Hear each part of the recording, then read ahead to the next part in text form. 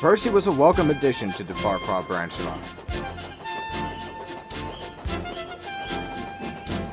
Even though he can often be mischievous and pull tricks on other engines, he is always determined and aims to do the job right, no matter how difficult it might be.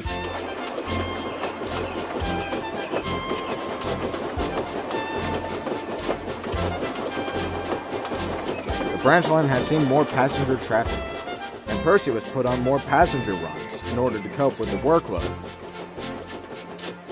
Percy was pleased with the change. It was nice to pull coaches instead of trucks. Although the help was greatly appreciated by others, they couldn't help but notice that he was acting more like Gordon, and the occasion went to his smoke box. One evening, he was boasting to Thomas and Toby in the sheds after a hard day's work with passenger trains.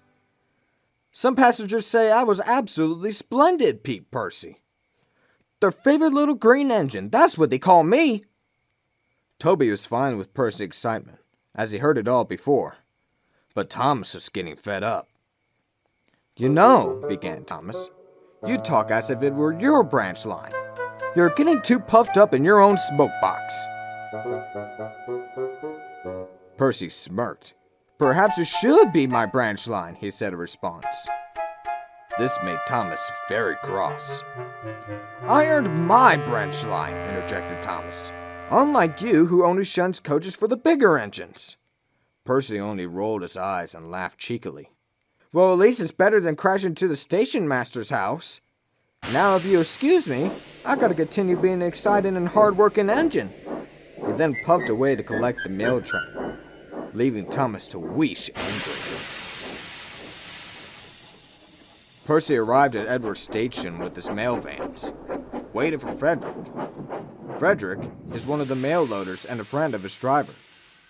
He has narcolepsy, a condition which causes him to fall asleep when not moving a lot. Percy's driver often handed him prescriptions for his narcolepsy.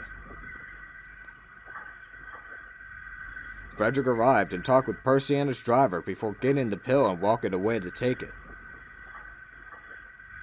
Normally he takes it and returns soon after, but he never came. The loaders kept on working, even if they were one short. Sadly, it took them longer as Frederick was their fast worker. Eventually, Percy grew impatient and he was beginning to run late. "Where is Frederick?" he asked finally, ready to go. "Not sure," replied the driver. "Been wondering about that myself." He then got out of Percy's cab and went around to the brake area. As he turned a corner, he was aghast to find Frederick dozing happily and comfortably on the rocky surface below him. He returned with the now wide-awake Frederick, the two of them laughing. "It was my fault," said the driver. "I had given him my wife's Benadryl." Percy was puzzled. "What's Benadryl?" he asked. His driver laughed. "It's a medicine that makes people sleepy whenever they have allergies." Percy couldn't help but smile, glad that Frederick was okay.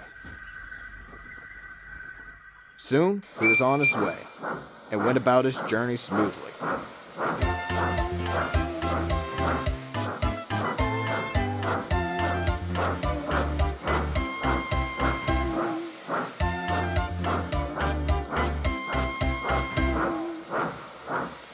The next night, however, Thomas and Toby teased Percy back at the sheds.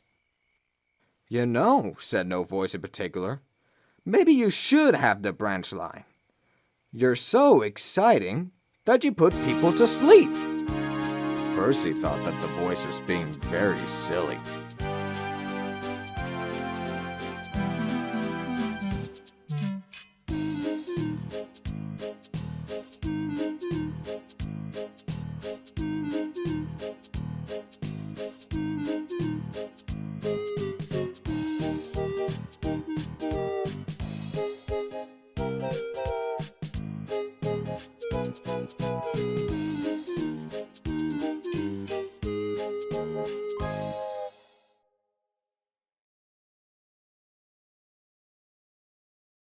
Fuckity fuck you, copper. Fuck you and your Child Protection Act.